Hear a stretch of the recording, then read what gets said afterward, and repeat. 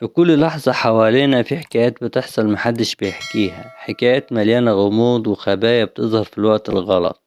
الفيديو ده مش مجرد تجميع، دي أخطر وأغرب القصص اللي ممكن تسمع عنها في حياتك. كل قصة فيها سر، وكل سر وراه صدمة. استعد عشان اللي هتسمعه ممكن يغير نظرتك لكل حاجة.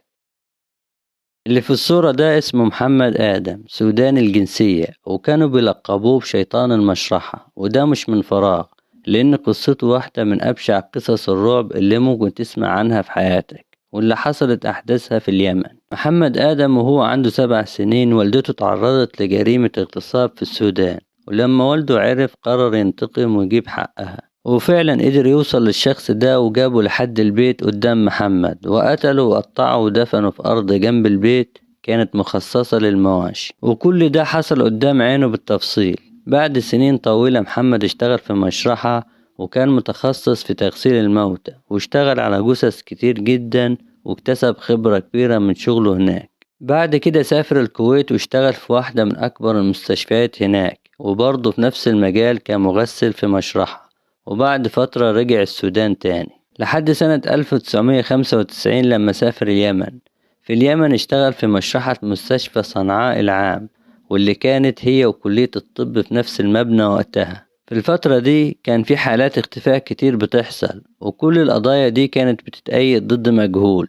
وافتكر الجملة دي كويس علشان هنفهم معناها بعد شوية. محمد آدم لما استقر في اليمن حاول يبني علاقات قوية مع طلبة كلية الطب، وبقى معروف بينهم انه يقدر يعمل حاجات كتير غير قانونية، اشهرها انه بياخد منهم رشاوي مقابل انه يديهم اجزاء من جثث يدرسوا عليها. ومش بس كده، كان احيانا بيقنعهم انه ممكن يساعدهم ينجحوا في الامتحانات مقابل فلوس، بحجة انه ليه علاقة بالدكاترة، وده طبعا كان كلام كله كذب. كمان كان بيبيع للطلبة شرايط المحاضرات اللي كان بيحصل عليها بطرق غير قانونية، وكان بيكسب فلوس كتير من ورا الحاجات دي. بس كل ده كان ولا حاجة بالنسبة للي حصل بعد كده. سنة 1999 طالبة عراقية اسمها زينب كانت بتدرس في كلية الطب بجامعة صنعاء، سمعت من زمايلها انها ممكن تدفع لمحمد آدم فلوس علشان يساعدها، سواء يديها اجزاء من جثث او حتى يساعدها تنجح. زينب فعلا دفعت له، لكنه فضل يتهرب منها اكتر من مرة، لحد ما في يوم كانت محتاجة نموذج جمجمة مش حقيقي، مجرد نموذج بلاستيك علشان تعمل عليه دراستها. راحت له المشرحة علشان يجيب لها النموذج، لكنه استدرجها جوه. زينب بدأت تهدده انه هتفضحه بسبب الرشاوي لو منفذش كلامه. في اللحظة دي محمد آدم قرر يعمل معاها زي ما عمل مع ضحايا كتير قبلها، قتلها، وبعد ما قتلها قطع جثتها لأجزاء صغيرة جدا، واحتفظ ببعض الأجزاء في صناديق زجاجية فيها مواد حافظة زي اللي بتستخدم بشكل طبيعي في المشارح، وباقي الجسم اتخلص منه، حتى العظم اختفى تماما، وده عن طريق مادة كيميائية هو مركبها بنفسه بتقدر تدوب الجسم والعظم بالكامل. بعد كل ده قعد قدام المشرحة عادي جدا كأن مفيش حاجة حصلت. في نفس الوقت أهل زينب بدأوا يقلقوا عليها لأنها اتأخرت، وصاحبتها قالت لهم إنها كانت رايحة لمحمد آدم. الأم على طول راحت لمحمد آدم علشان تسأل على بنتها، لكن هو أنكر وقال لها ما شافهاش خالص.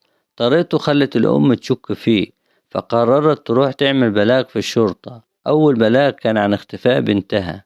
البلاغ التاني كان بيتهم محمد آدم بالرشوة، وقالوا إنه كان بياخد فلوس من زينب وكمان من بعض الطلبة.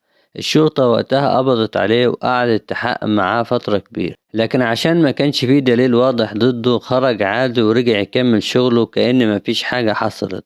لحد ما في يوم واحدة من صحبات زينب شافت شنطتها متخبية في مكان غريب جوه المشرحة، فبلغت أهلها فورا، وكمان كلمت الشرطة والمسؤولين في الجامعة. الشرطة وصلت بسرعة وقبضت على محمد آدم، ووجود الشنطة كان دليل قوي جدا خلى الشبهات كلها تتأكد حواليه في قضية اختفاء زينب.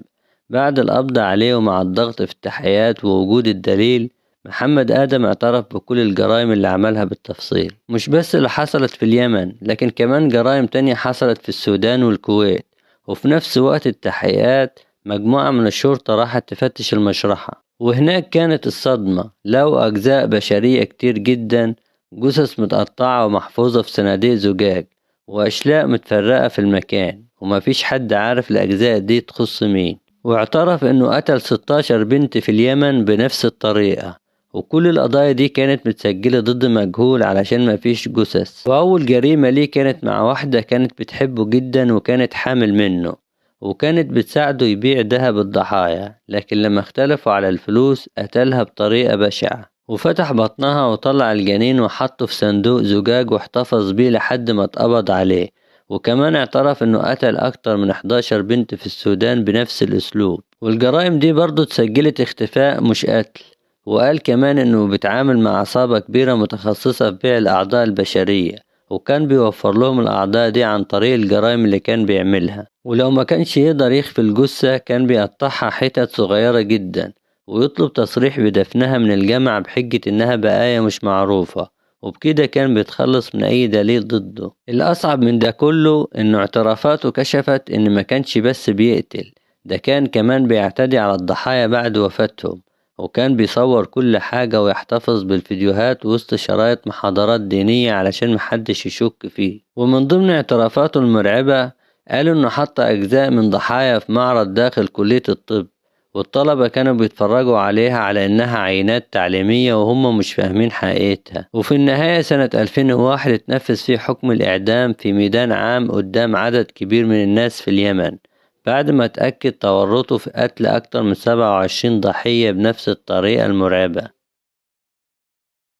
سنة 2013 كان في شاب اسمه محمد عنده حوالي 25 سنة، شاب مجتهد وبيعتمد على نفسه في شغله، وكان عايش حياة مستقرة في منطقة العمرانية في اسكندرية. في الوقت ده محمد قرر انه يفتح بيته ويتجوز، واختياره وقع على واحدة من قرايبه اسمها ريهام. العيلة كلها فرحت بالخبر، خصوصا ان ريهام كانت بنت جميلة ومتعلمة وعندها حوالي 23 سنة. ريهام كانت لسه ما خلصتش دراستها وقاعدة في البيت، أصلها من سوهاج لكن كانت عايشة مع عيلتها في العمرانية. ولأنها كانت بنت جميلة جدا كان حواليها معارف وعلاقات كتير، لكن كل ده كان بيحصل في السر، والعيلة ما كانوش يعرفوا أي حاجة عن تصرفاتها دي. ولما محمد اتقدم لها علشان الجواز وافقت، بس مش لأنها بتحبه لكن لأنها شايفة إنه مناسب ليها وخلاص. وفعلا تم الجواز بين محمد وريهام. عدت فترة من الجواز وكانت حياتهم ماشية بشكل طبيعي قدام الناس، لكن محمد كان دايما حاسس ان في حاجة مش مظبوطة. الاحساس ده كان بيجيله من نظرات الجيران واهل المنطقة اللي ساكنين حواليهم، لكن ريهام كانت شاطرة جدا انها تمتص الموضوع ده، وكانت دايما تعرف تطمن محمد وتخليه ما يركزش في كلام الناس. وعدت سنتين على الجواز وربنا رزقهم بطفلين. وطبيعة شغل محمد كانت بتخليه يقعد فترات طويلة برا البيت، والوضع ده كان مريح جدا بالنسبة لريهام، لأنها في الحقيقة ما كانتش بتحب محمد أصلا، وكمان ما كانتش مرتاحة في العيشة معاه. وخلال الفترة دي كان في أكتر من شخص بيكلم ريهام على التليفون، لكن محمد ما كانش واخد باله خالص من الموضوع، لأن ريهام كانت مستنية أول ما محمد ينزل من البيت تفتح تليفونها وتبدأ مكالماتها، وأول ما يرجع البيت تقفل التليفون بسرعة علشان محدش يتصل بيها بالغلط قدامه. محمد كان ليه صاحب قريب منه جدا اسمه شحاتة، وشحاتة ده كان شغال سواق توك توك، كان بيطلع البيت مع محمد كتير، يقعدوا مع بعض ويسهروا كمان. لكن للأسف رغم ان شحاتة كان أقرب صاحب لمحمد كان عنده جانب سيء جدا. شحاتة بدأ يعجب بريهام، يعجب بمرات صاحبه نفسه، وبدأ يحاول يلفت انتباهها بأي طريقة ويحاول يوصل لها انه معجب بيها. فقرر ياخد رقم تليفونها واستغل انه موجود في بيت محمد، واول ما محمد دخل الحمام مسك تليفونه بسرعة وطلع منه رقم ريهام وسجله عنده، وبعدها رجع التليفون مكانه على الترابيزة كأن مفيش اي حاجة حصلت. لكن الحقيقة ان شحاتة ما كانش عمل كده لوحده، هو كان حاسس ان ريهام كمان معجبة بيه، لانهم كانوا دايما بيتبادلوا النظرات، وريهام كانت بتحاول تخلق فرصة للكلام والضحك معاه. وشحاتة بحكم انه صاحب محمد المقرب كان دايما بيسمع منه على المشاكل اللي بينه وبين ريهام، وكان بيظهر قدامه انه بيحاول يصلح بينهم، لكن في الحقيقة كان بيجمع اكبر قدر من المعلومات عنها علشان لما يكلمها يبقى عارف عنها كل حاجة. وفي الاخر قرر انه يتصل بريهام. لكن السؤال هنا، ايه اللي خلاه ياخد الجراءة دي كلها؟ كان شحاتة بيسمع من ناس كتير في المنطقة ان ريهام ليها علاقة مع رجالة كتير في نفس المكان، وان جوزها محمد راجل طيب ومحترم جدا، ومش واخد باله خالص من اللي بيحصل حواليه. الكلام ده خلى شحاتة يفكر يخون صاحبه، وقرر يتواصل مع ريهام. في الأول كان قلقان إنها ترفض كلامه أو تصده أو حتى تقول لمحمد على اللي حصل، لكن اللي حصل كان العكس تماما. ريهام ردت عليه عادي جدا واتكلمت معاه كأن مفيش أي حاجة غريبة. فتحوا مواضيع كتير في الكلام، وقالت له إنها مبسوطة جدا إنهم اتكلموا سوا، والغريب إنها ما سألتوش حتى هو جاب رقمها منين. في الفترة دي كانت ريهام لسه مخلفة ابنها التاني من حوالي 3 شهور، ومحمد كان راجل شايل مسؤولية بيته، مهتم بمراته وأولاده وبيحاول يوفر لهم حياة مستقرة. لكن في نفس الوقت ريهام كانت بتبدأ علاقة مع شحاتة، والمكالمات بينهم بقت بتزيد يوم بعد يوم، لحد ما الموضوع وصل إن شحاتة بقى يروح لها البيت أول ما محمد ينزل شغله. والمواعيد دي كلها كانت ريهام هي اللي بترتبها، لأنها كانت بتنقل لشحاتة كل تحركات محمد ومواعيده بالظبط. مع الوقت محمد بدأ يحس إن في حاجة مش طبيعية بين ريهام وشحاتة، لكن عمره ما تخيل إن العلاقة بينهم ممكن تكون وصلت للدرجة دي. وأول قرار أخده إنه كسر موبايل ريهام ورمى الخط بتاعها وراح جاب لها خط جديد. لكن ريهام أول ما مسكت الخط الجديد كلمت شحاتة بيه على طول، وكأن مفيش أي حاجة حصلت، وفضلت العلاقة بينهم مستمرة عادي لحد ما محمد غير لها الخط مرة تانية وبعدها مرة تالتة، لدرجة إن بقى معاها 3 خطوط، وهو ما كانش يعرف إن معاها خط رابع كمان مستخبي عنه. والسؤال هنا، ليه محمد كان مكمل في الجواز من ريهام رغم إنه كان شاكك فيها؟ السبب ببساطة إنه كان عايز يحافظ على بيته وخاف على مستقبل ولاده، خصوصا إن ابنه الكبير كان عنده 2 بس، والطفل التاني لسه رضيع عنده 3 شهور. لكن ريهام ما كانش فارق معاها الكلام ده كله، لحد ما محمد اتأكد إن في علاقة بين ريهام وشحاتة. فساعتها قرر يحبس ريهام في البيت وما ينزلهاش خالص، وكمان كلم شحاتة وطلب يقابله. وأول ما قعدوا سوا هدده بشكل واضح وقال له لو حاولت تكلم مراتي تاني هقتلك. لكن شحاتة أنكر كل الكلام ده وحلف لمحمد إن اللي بيفكر فيه ده مش حقيقي. رغم كده محمد كان متأكد إن في حاجة بينهم، وكان معاهم في القعدة صاحب تالت ليهم، وهو اللي حاول يهدي الدنيا ويعدي الموضوع. شحاتة وقتها كان خايف جدا من الفضيحة، لأنه راجل متجوز وعنده طفلين وكل الناس عارفاه، وهو بنفسه كان دايما بيقول إن مراته أحسن منه ب100 مرة. لكن الغريب إنه خوفه من الفضيحة ما خلاهوش يبعد عن ريهام، بالعكس هو وريهام اتفقوا على حاجة أخطر بكتير، إنهم يتخلصوا من محمد لأنه بقى العقبة اللي واقفة بينهم. والأغرب من كده إن ما كانش حتى في بينهم اتفاق إنهم هيتجوزوا بعد كده، يعني مش بيقتلوا محمد علشان يعيشوا سوا، لا كان قتله خلاص. ومن هنا بدأت ريهام تخطط وبقت تنقل لشحاتة كل اللي بيحصل جوه البيت بالتفصيل. ريهام كمان كانت بتبلغ شحاتة بكل خطوة محمد ناوي يعملها، كانت بتقول له محمد بيفكر في ايه وامتى هيخرج وامتى هيسافر. وفي اليوم اللي كانوا محددين فيه تنفيذ الجريمة محمد فعلا نزل عشان يسافر.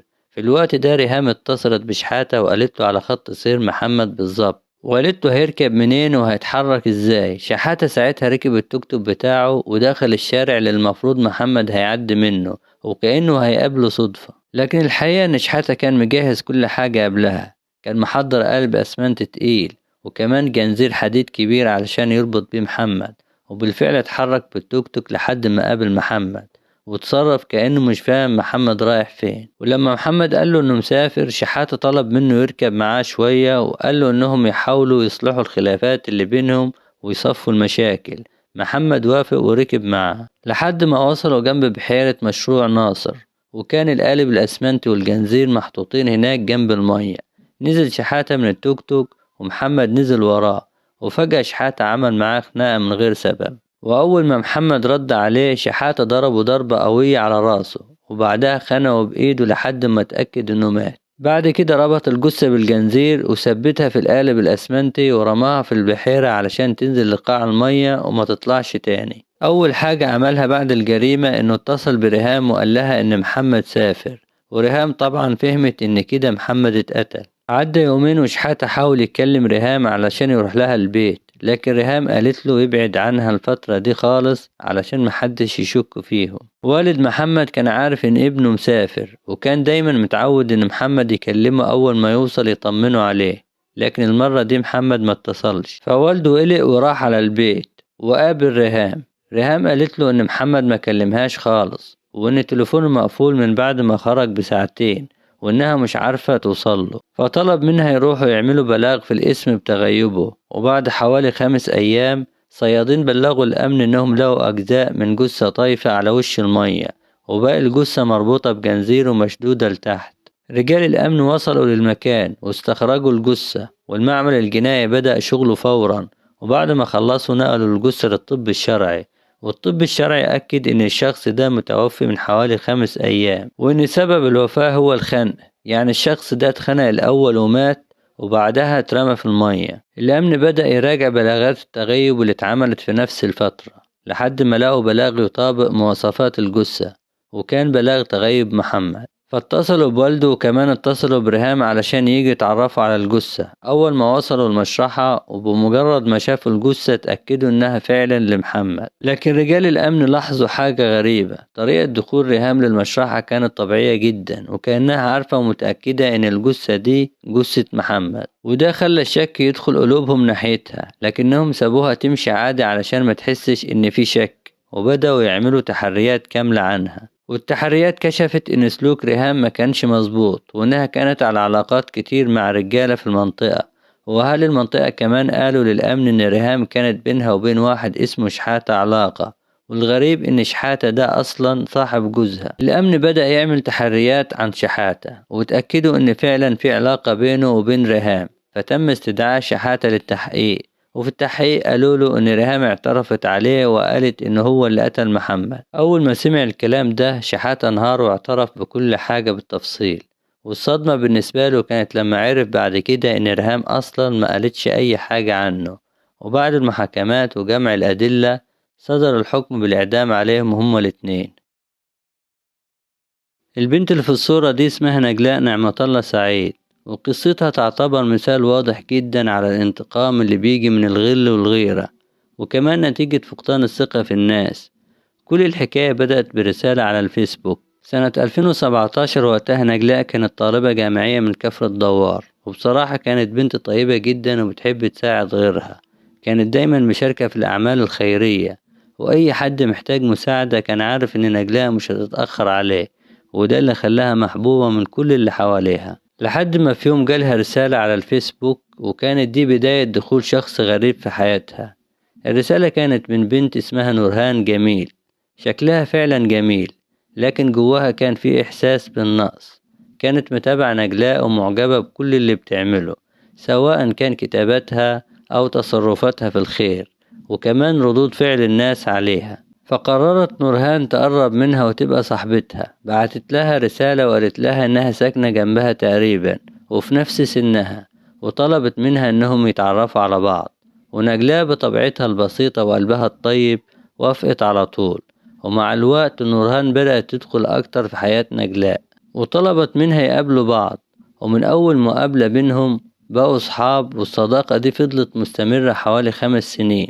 خلال الفترة دي نورهان عرفت كل حاجة عن نجلاء، وعرفت إنها رغم ظروفها المادية البسيطة كانت معتمدة على نفسها علشان تكمل تعليمها. نجلاء كانت شغالة سكرتيرة في واحدة من أكبر عيادات العيون في مول تجاري، والدكتور اللي هناك كان معروف جدا في كفر الدوار. ومن شغلها ده كانت بتقدر توفر دخل كويس بالنسبة لها.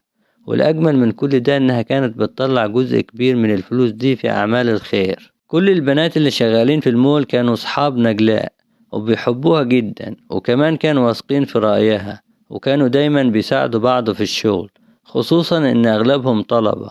فلو واحدة عندها امتحانات او مشكلة التانية كانت بتقف مكانها. رغم انهم كلهم بيحبوا نجلاء كانوا متفقين على حاجة واحدة، انهم مش مرتاحين لنورهان.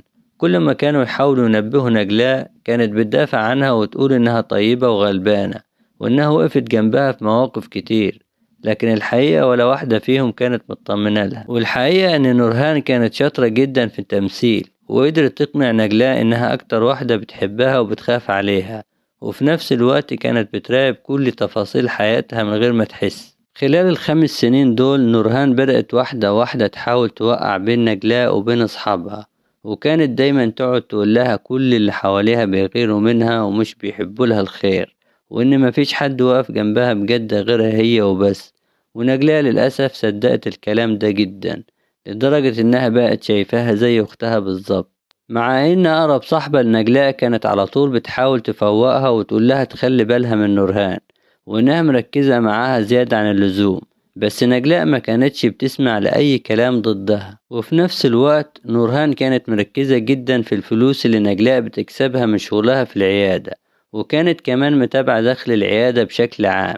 وبما إن الدكاترة كانوا واثقين في نجلاء جدا، كانوا سايبين لها مسؤولية تنظيم الحسابات وكل الأمور المالية. نورهان كمان كانت واخدة بالها من طريقة تحصيل الفلوس في العيادات، وكمان من الجمعيات اللي نجلاء كانت عاملاها مع أصحابها، واللي كانوا بيدفعوا فيها كل شهر مبلغ معين، وكل واحدة فيهم تاخد مبلغ كبير يساعدها تقضي احتياجاتها. وكمان لاحظت إن نجلاء كل ما تجمع مبلغ حلو كانت تروح تشتري بيه دهب علشان تحافظ على فلوسها وما تصرفهاش بسهولة.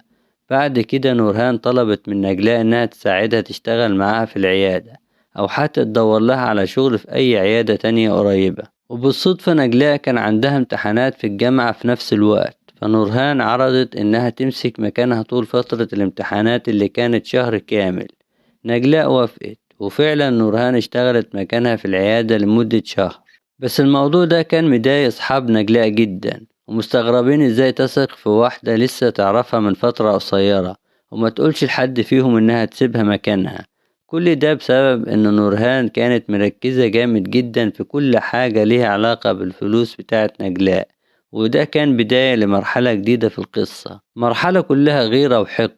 نورهان كان جواها غل كبير جدا من نجلاء بسبب حب الناس ليها، وفي المقابل كرههم ليها هي، وكمان بسبب احترام الدكاترة لنجلاء وثقتهم فيها. والحقد ده زاد أكتر لما عملت خطوبتها وعزمت أصحابها، واتفاجئت إن محدش حضر غير نجلاء بس.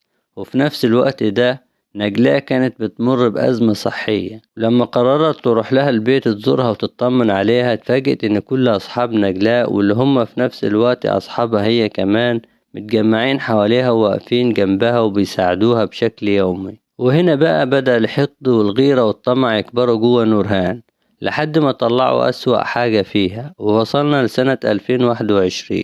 في السنة دي نورهان كلمت واحد اسمه مصطفى، قريبهم بس من بعيد شوية، وقالت له إن نجلاء دايما بيكون معاها فلوس كتير في شنطتها بسبب الجمعيات اللي بتعملها مع أصحابها، وكمان الفلوس اللي بتجمعها علشان الأعمال الخيرية. وكملت وقالت له إنها كمان بتلبس دهب كتير ومعاها موبايلين غاليين جدا، وطلبت منه يساعدها يسرقوها ويخلصوا منها. مصطفى من غير تردد وافق، خصوصا إنه من نفس العيلة، وطلب إنه ياخد نصيبه من السرقة. نورهان وافقت فورا، وبدأوا يخططوا سوا، وهي اللي كانت ماسكة كل التفاصيل. الخطة كانت إن نورهان تحط منوم لنجلاء في العصير، وأول ما تشرب وتغيب عن الوعي مصطفى يجوا مع واحد صاحبه عنده توك توك، ويشيلوا نجلاء وهي نايمة ويودوها المكان بعيد ومقطوع، وهناك ينفذوا جريمتهم ويسرقوها ويرموا جثتها، وبعدها يقسموا الغنيمة بينهم هم التلاتة. واتفقوا فعلا على يوم التنفيذ. لكن قبلها بساعة واحدة بس مصطفى كلم نورهان وقال لها إن صاحبه بتاع التوك توك اعتذر ومش عايز يدخل في الموضوع، وإنه انسحب. فطلب منها يأجلوا الخطة لحد ما يلاقوا حل تاني. وده طبعا ضايق نورهان جدا، وقعدت حوالي شهرين تضغط عليه وتشوف هيعمل ايه، لحد ما في يوم كلمها وقال لها إنه لقى حل بديل، وقال لها إنه اتفق مع واحد اسمه محمد برضه قريبهم من بعيد، وإنه وافق يساعدهم مقابل مبلغ ياخده. الخطة الجديدة كانت أخطر، لأن كل حاجة هتحصل جوه العيادة اللي نجلاء شغالة فيها، واللي نورهان أصلا اشتغلت مكانها هناك. وده سهل عليها الموضوع جدا، لأن دخولها وخروجها من المكان كان طبيعي قدام الكل.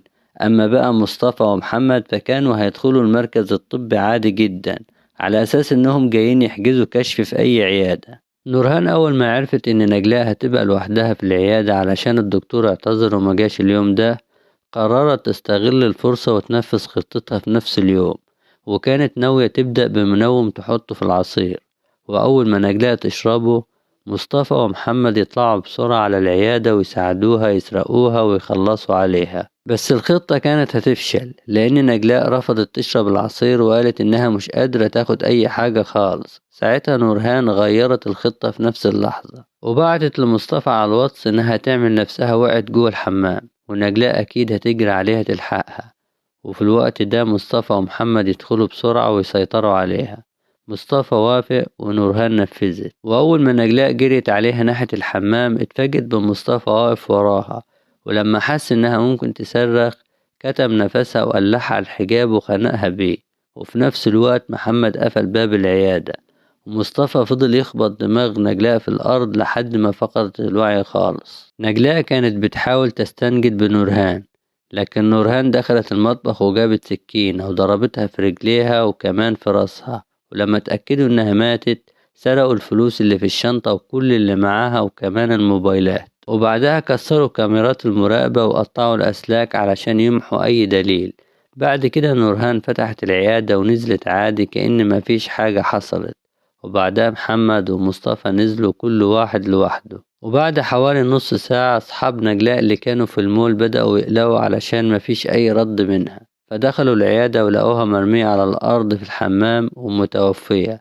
الناس اتلمت والدكاترة اللي في المول دخلوا بسرعة وكشفوا عليها وأكدوا وفاتها، وطلبوا من الكل يخرج ومحدش يلمس حاجة لحد ما الأمن يوصل. ولما رجال الأمن والمعمل الجنائي وصلوا اكتشفوا إن الكاميرات متكسرة وكل حاجة متخربة، وبعد الفحص قدروا يحددوا إن مصطفى ومحمد كانوا موجودين وقت الجريمة، وكمان طلعوا قرايب نورهان. وبعد مطابقة البصمات اتأكد إن البصمات الموجودة هي بصمات نورهان. وفي فجر اليوم اللي بعده اتقبض على التلاتة، وكانت صدمة كبيرة لأهل نجلاء وأصحابها إن نورهان أقرب واحدة ليها وكانت بتعتبرها زي أختها هي اللي عملت فيها كده. وبعد التحقيقات اتحكم على نورهان ومصطفى بالإعدام، واتحكم على محمد بالسجن 15 سنة لأنه كان لسه عنده 17 سنة وقتها. البنت اللي في الصورة دي اسمها هناء، واللي عملته ده مش سهل حد يستوعبه بسرعة، لأن قصتها كلها تحسسك إننا قدام شخصية تانية خالص غير اللي الناس كانت شايفاها. القصة بدأت سنة 2018.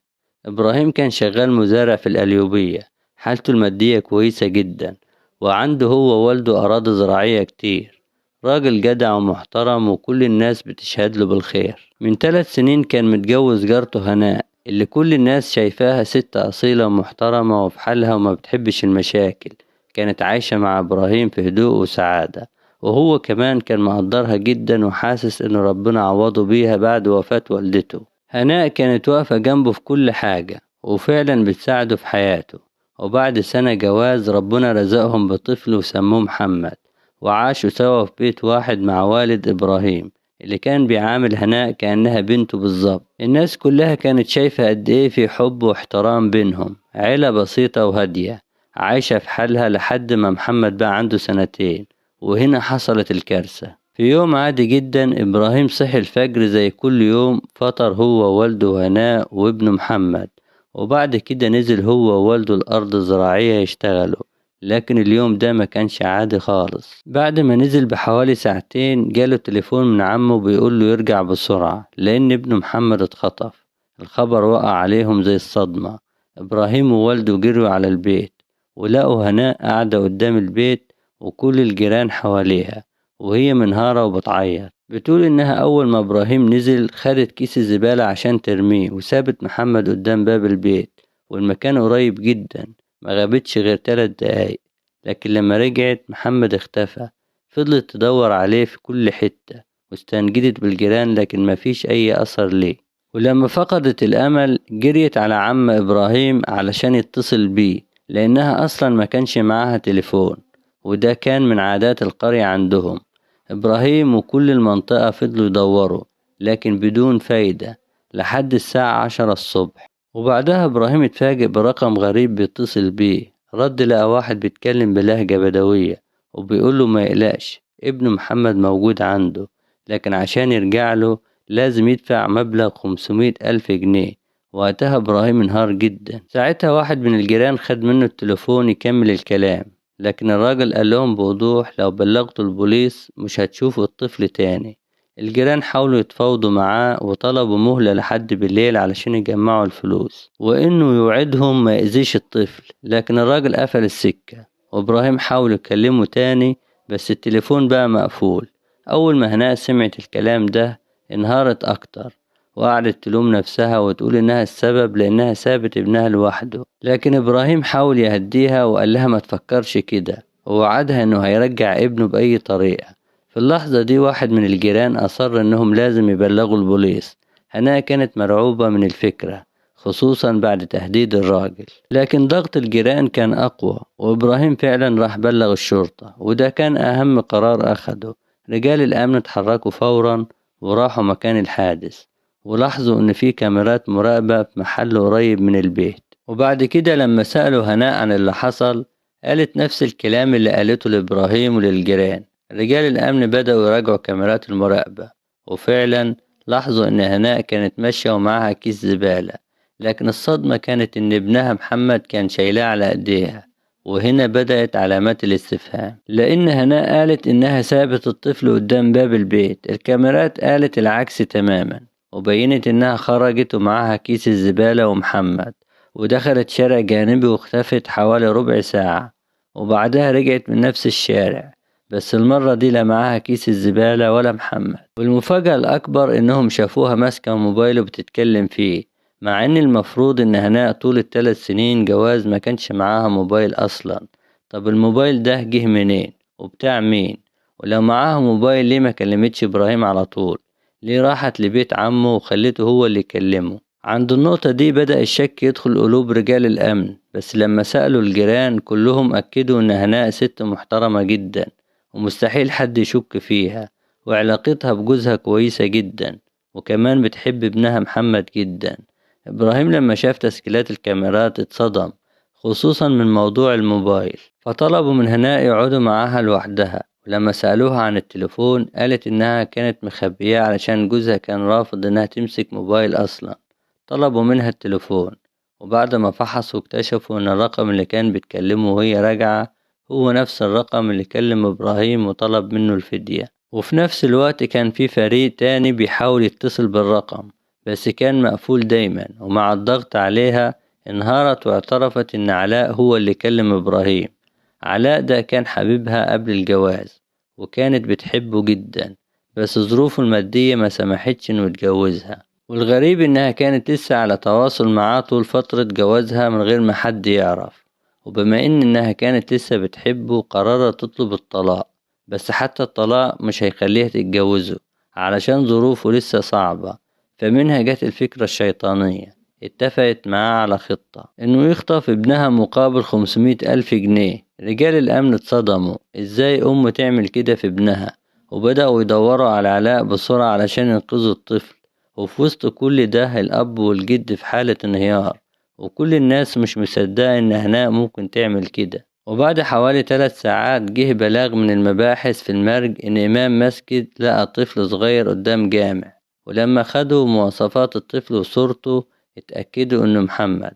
طلبوا يرجعوا فورا وعملوا كمين لعلاء، وفعلا بعد وقت قليل تم القبض عليه واعترف بكل حاجة. وقال إن هناء خرجت الصبح معاها الولد وكيس الزبالة، وتقابلوا في شارع جانبي، وهي كمان اديتله شريحة جديدة علشان يكلم إبراهيم من رقم مختلف. وقال كمان إنها لما رجعت من غير الطفل كانت بتكلمه علشان يتأكدوا إن الخط شغال. وبعد ما أخد الطفل ولما بدأ يعيط حاول يسكته لحد ما وصل لمنطقة بعيدة، لكن أول ما عرف إن الأمن شك في هناء خاف وقرر يخلص نفسه من الموضوع، فراح منطقة المرج وساب الطفل قدام جامع علشان لو اتقبض عليه ما يكونش معاه أي دليل. وفي الآخر اتقبض عليهم هما الاتنين وتحولوا للمحاكمة، وتسلم الطفل لأبوه إبراهيم. وطبعا إبراهيم طلق هناء، وده أقل رد فعل ممكن يحصل. ورغم كل اللي حصل الأمن قدروا في نفس اليوم يرجعوا الطفل لحضن أبوه، اللي لحد آخر لحظة ما كانش مصدق إن مراته هي السبب في كل الكارثة دي.